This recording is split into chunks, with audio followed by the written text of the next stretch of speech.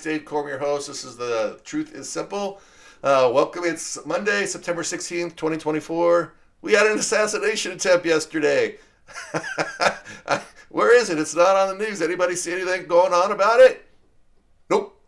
They just kind of are avoiding the whole thing. Where have we gone in this world?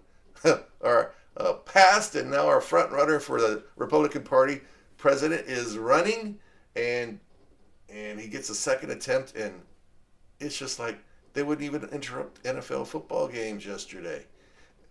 What is going on with the media in this country? And if you watched it kind of today, it actually looks like they're blaming Donald Trump for his own assassination. What? What kind of world are we living in? Is everything flipped that bad in the world? Kamala Harris puts out I'm sad to hear. I'm sad to hear there was an attempt on his life. And I'm glad he's alive. Are you buying that? It's just crazy. But anyway, we're not going to talk about that today. We're actually going to go back and we're going to look at the first assassination attempt. I'm going to do a follow-up with you. I was going to shoot this yesterday. That came out, and I kind of did some work, and I actually started to do some election stuff on top of that. I know it's been a long time since I've been online talking to you guys. I was traveling and stuff for about a month or so after the last one. I wanted to follow up with that previous assassination, but I wanted to kind of let stuff settle a little bit. And a lot of it has settled to some aspect. So we're going to talk about some of those things today. And whether or not I still believe that incident was a premeditated and possibly an incident that was provoked by or encouraged and or assisted. It's an inside job, was it? We'll let you make that decision in a few minutes, but we'll talk about that. If it is. I almost spoiled it. I'm going to tell you what I still think at the very end, whether it was or was not. I'll give you my reasoning for it. So with that said, we're going to talk to Trump. I'm probably going to shoot the Trump one right after this one, which will probably come out. I'm probably going to just release these all at one time. So this is going to come out season 2, episode 18, Trump assassination update, and then tomorrow today we're going to film it, and then right after that one, you're going to have assassination attempt number 2. Is that one? I don't know. I've spent part of the day kind of getting some of the facts of what happened in that incident. So we'll talk about it, and I'll say what I think might be slightly different than the Crooks assassination attempt. But so let's jump right in and get this done. I don't expect to be on here a whole hour and a half like I was doing in the past. And then I've also been doing some videos, creating some content regarding the election coming up. So this whole week there might be like 3, 4, 5, 6, 7 episodes. Well, I don't know, 7, that's a lot. A couple more episodes, 3 or 4 more episodes coming out after this one, the second assassination attempt, and then the next 2, or the election coming up. We're already in election time. Some of the early states, they have actually mailed out their ballots and they're starting to vote. So anyway, let's jump on this Crooks assassination. So I'm going to take it kind of step by step. I'm going to show you my screen real quick and what I'm kind of looking at, just so you can get a view of it. It's got some links and so forth on there. So as you're looking at that, I know you're not looking at me, but that's okay. I'm kind of handsome. I might break your camera or your whatever. I'm wearing red today. Why? Because I don't know. It's kind of a bloody day, I think, for America. I was kind of debating what color shirt should I wear for this today. No logos on it. Really? No logos. Kind of looks nice. It's red. And yeah, because we're in trouble. This is my red alert shirt. We're in trouble, America. And if you don't care, then your kids and your grandkids are going to be affected by your lack of decisions and what you're going to do to save America, because it is falling in a hole real fast. And we're getting to the point where there's nothing left to reach and grab and pull us up. That's where we are. So let's talk about Crooks. Did you know, probably you do because it's been a while, but if you haven't been paying attention, Crooks had an expedited cremation. It's right there on my list. Let's put that up. Put me on the camera so you can see me. I'm beautiful, right? And maybe... Is that going to put me up? There we go. Had an expedited cremation. 10 days after the incident, his body was released to his family. for cremation purposes. That's kind of silly. Why are we doing that? Why are we letting this guy's body go back? I tried to find out information of whether there was a toxicology report or anything like that, and I couldn't really find much on it. It's kind of scary. They even the coroner, the sheriff, they didn't really know wherever the body was being. They didn't really know that the body was being released by the FBI or whoever the federal agency was. Could have been the FBI, Department of Justice, Secret Service. Whoever released the body released the body. USA Today, they kind of went to Butler County's the state. There's a state law, I guess, there that regarding coroners release a toxicology report to the public. Okay. But why hasn't it been snuck out by anybody, right? Everything's snuck out by somebody or leaked to the press. This guy was under the influence of drugs or alcohol or this or that or the other thing. Maybe he wasn't under anything, which I guess kind of is good because they can't blame it, blame it to drugs or alcohol. That kind of took him down that road. Why such an early release on the body? I can understand, the family and everything, but in my mind, the family is possible suspects in this trial or in this case. Why would you release it that fast? There's no reason in the world to release the body in 10 days back to his family for what? Not burial, cremation. Yeah. So when I talk about evidence destruction, it's gone. This sounds like a cover-up, right? This does not happen in the real world. Bodies can sit in a morgue for several weeks to several months until everything's done. No notification, no toxicology report release. It's just astonishing that none of this information has come out and has been provided to anybody.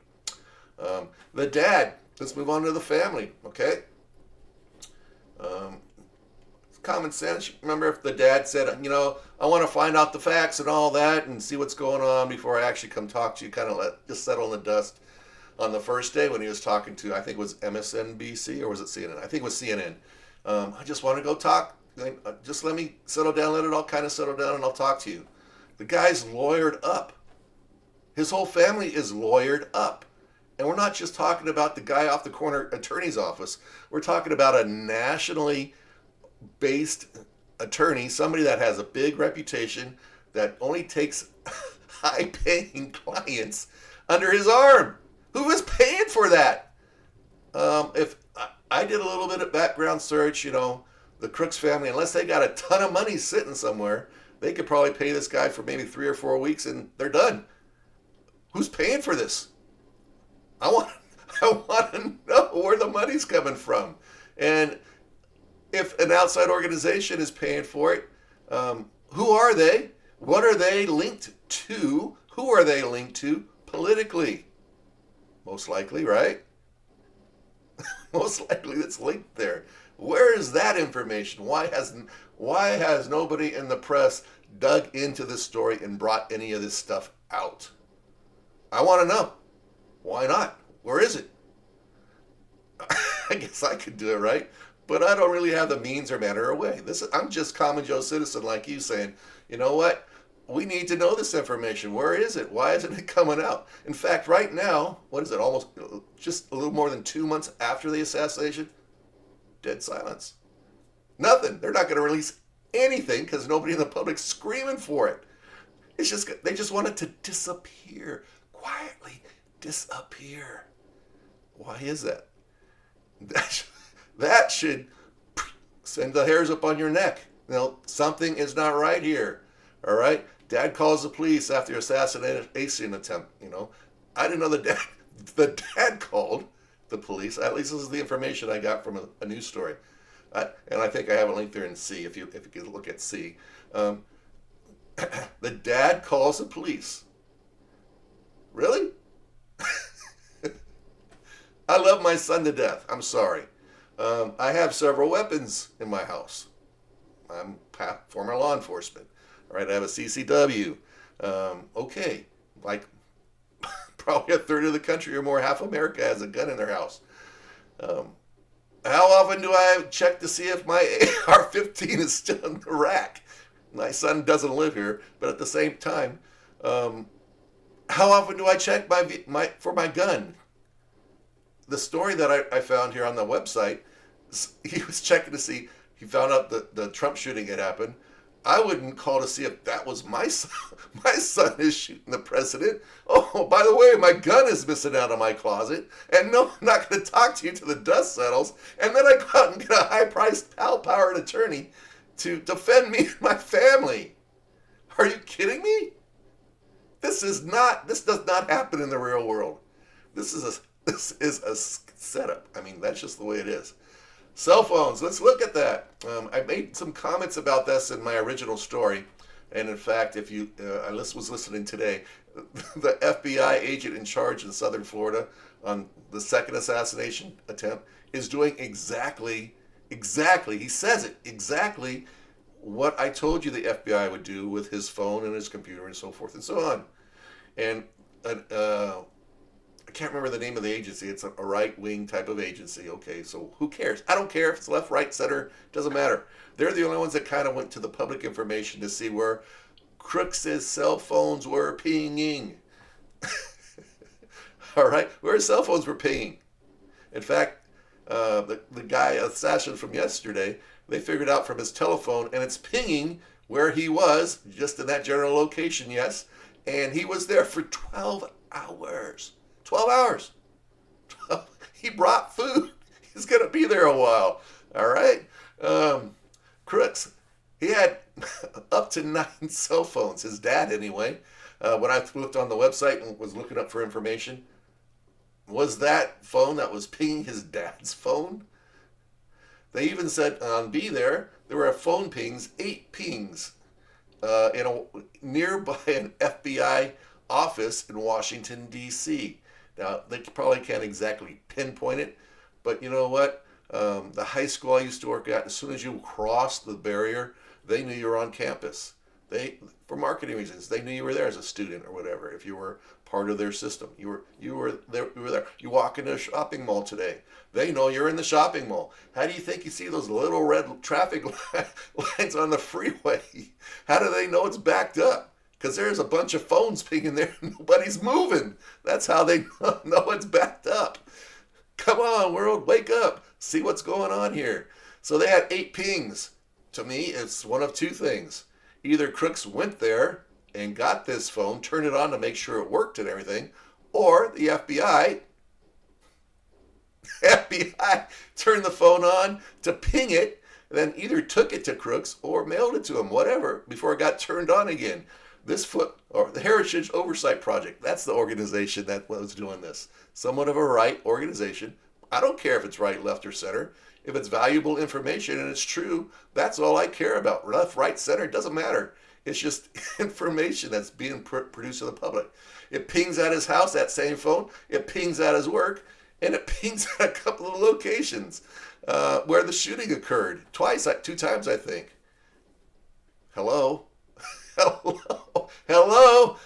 Do you think that's a little suspicious and a little strange? Do you think maybe the second assassination attempt, and we'll talk about that more in depth on my next episode, do you think that's incredible evidence as to what's happening?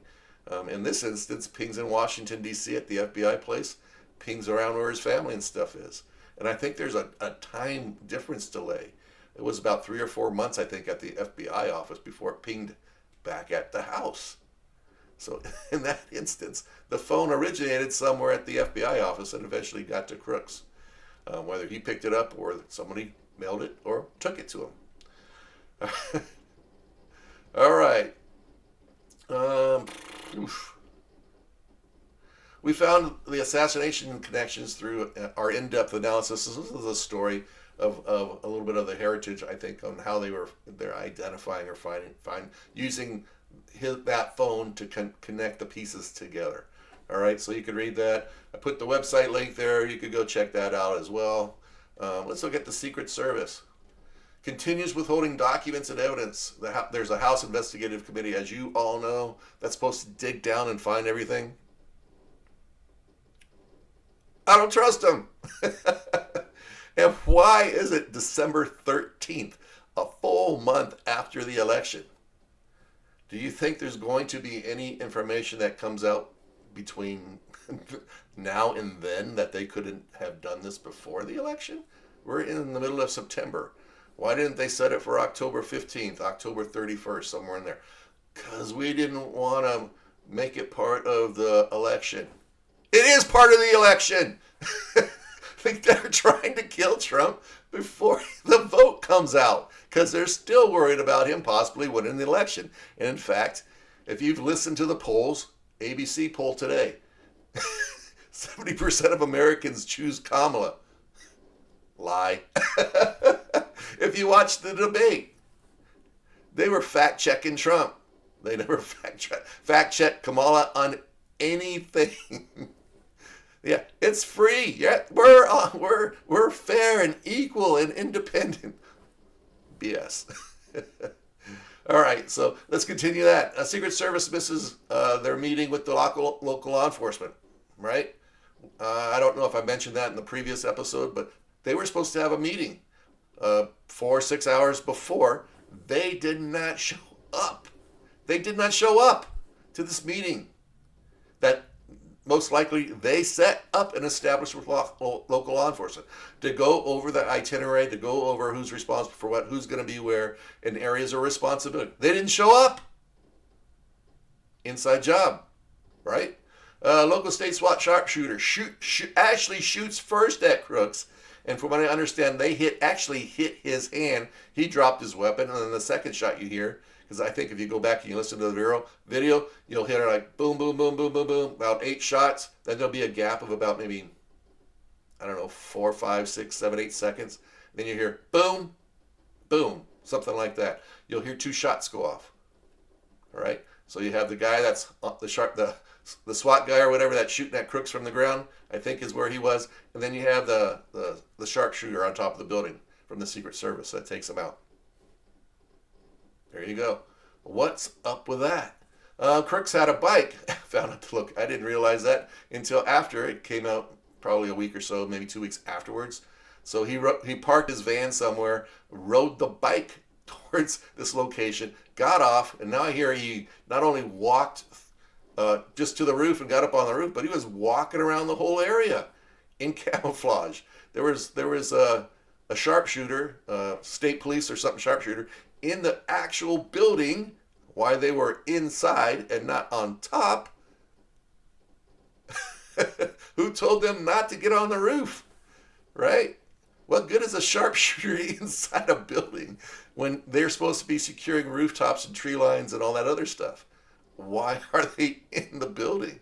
I ever even heard that they actually walked out and left the building while he was on the roof. What's going on with that? Okay, so he's mingling around the entrance. He goes inside and outside the area, all that. He's all over the place. And then people actually see him. They see Crooks supposedly jumping from rooftop to rooftop. This is insanity. Who's in control of this place? The local sniper team inside the building. Okay, I already talked about that. Local sniper team leave the building. And where do they go? Nobody seems to know. Crook purchased a ladder. I think they got him on film that morning, going into a Lowe's. I think it was. I could be wrong. Could be a Home Depot. But he goes into one of these home improvement stores and buys a ladder. How did he get the ladder from the van? Did he carry it on his bike as he's riding with his backpack and his gun? Where's the ladder? They never say that it was found in the van. If he took it to the site, how did he get it onto the site?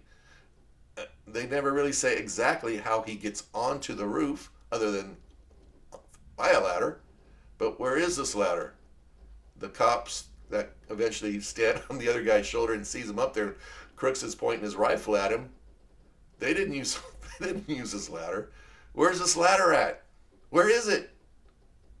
I don't know. Where is the ladder? Communication. Wow, that was just total nightmare. Why are they not on the same frequency, at least when the event starts? If you have some backup channels, hey, go to 2, go to 3, and they want to do a little sub chatting, there needs to be a dispatcher, somebody in control of the radio, doing most of the communicating between, if they want to switch their radio to the guys that are the actual team that's of Secret Service, that's Trump's bodyguards, that could be on possibly a different channel. Up until the whole event goes live, then they should all be on the same channel. They should be able to hear. And if somebody needs to go off that channel, they go, hey, so-and-so, can you switch to 2? Can you switch to 3? Whatever it might be. Where's the communication? This is basic stuff. Law enforcement 101 right there. Where is the communication? It's not there. The police are supposedly calling, hey, we got a guy on the roof. Secret Service doesn't respond. Trump gets up on the stage even after they know the guy's on the roof with a gun or carrying a gun around the place. Bam. Does any of this sound right to you? It does not. No. This stuff can't happen. It shouldn't happen. Crooks had multi-encrypted internet accounts, we now know, that are sent through places throughout the world. So he's transacting with somebody, somewhere, someplace, whether it's somewhere else in the world. Is it the Iranians? Is it the Russians? Is it Chinese? We don't know. Or is it the FBI back in the United States of America or the Secret Service? We don't know, and we'll possibly never know because they won't tell us this. Even when it comes out from the House committee that's supposedly investigating this whole incident, it's not going to come out. What else? Oh, take 2. We're not looking at that yet. All right, others just now coming to my original conclusion are just, it's an inside job, guys. Sorry, I say it right there, so I'll just tell you. This is an inside job, 100%. Whether Biden personally himself knew it was happening, I don't know. I can't prove that. Kamala was nowhere in sight at this time only because she was still the vice president. She was not running for office. She was probably very far down. Nobody ever thought she'd be the president. So most likely she did not have a clue of what was going on either. So who was in charge of this whole thing? I would have to say somebody would probably most likely working in the FBI tied to somebody in the DOJ who was working with somebody in the Secret Service. Could have been one guy in each location, or girl, doesn't have to be a guy. It could be one person in each of these locations that could get intelligence from one, share it with the other, who was then the FBI, in my opinion, whoever that was working with Crooks, or Crooks' father, and or the two of them, towards this whole job. Why else would Crooks' dad get so attorneyed up, and again, who's paying for that? Somebody has to be paying for it. You can't afford it, I'm sure. The House committee is supposed to come out on December 13th, after the election. What good is that? It means nothing. If Kamala stays in power, the Democrats, this is just going to disappear, totally wiped under the carpet. We'll never know. Welcome to JFK number 2. And 30 years from now, we'll release the... No, you won't, because it was the inside job by the government. And if the government did it, and how could you support, how could a government stay in power when it's killing its own politicians, the people that are supposed to be in charge? It won't. The people will, if we still have guns. By then, if we still have guns, we'll stand up and say enough is enough. I think we're kind of quickly approaching that point. I would never use my gun on another law enforcement officer or another person in this country without the threat of death upon myself, my wife, my kids, or something like that, or my neighbors. So I would never use my weapon in any way, that shape, way, form, or anything. That's me. And I think probably 99% or more of the population in America, whether you're Democrat, whether you're Republican, whether you're in the middle, is of the same mindset. We're just not. Unfortunately, on the second assassination, what we're going to talk about in a few minutes, on the next season 2, episode 19, will come out at that time. All right. So that's me. this is where we're at right now. We're waiting for the House subcommittee to come out. They're having issues with the FBI and Secret Service and Department of Justice providing information. They're trying to subpoena people. They have no enforcement power, so whatever they may find, whatever they don't find, there's nobody in government that's going to do anything about it. Just won't. They're not going to convict themselves, even if they need to be convicted. That's the same with the House Republicans and the House Democrats or any independents. They're not going to convict themselves. That would basically say it's time to overthrow the federal government. And that, my friends, is why the Second Amendment is there, to protect, so we can protect ourselves from an intrusive government that taxes us to death, that lies and cheats, and that is so corrupt that they are not representing. We, the people of the United States, formed this nation. We, the people, not the federal government of the United States, formed this union. It's we, the people. With that said, I guess I'm done for today. I'm going to end this episode and probably start my next episode. They're going to come out roughly pretty close to the same time. And probably on the same time, same day, maybe today if I could get it done. And then we're going to talk about some very interesting stuff. How stuff repeats. We're going to talk about Kamala Harris, the Democrats, how they are exactly the same today as they were back in the 1960s. Ronald Reagan has something to say about that. They love Ronald Reagan right now when they can use him to their benefit, of course. But Ronald Reagan was hated when he was president by the Democrats, and for quite a few years afterwards. But just like Bush, he was hated too by the Democrats while he was in office. But now he's a good friend and good buddy of the Democratic Party. And I think he is actually supporting Kamala Harris. So there's something to say about some of those Republicans who are not really Republicans, at least Reagan Republicans. They are Democrat Republicans. Anyway, with that said, we'll see you guys soon on season 19 and talk about assassination attempt number duo. Bye. Have a great day.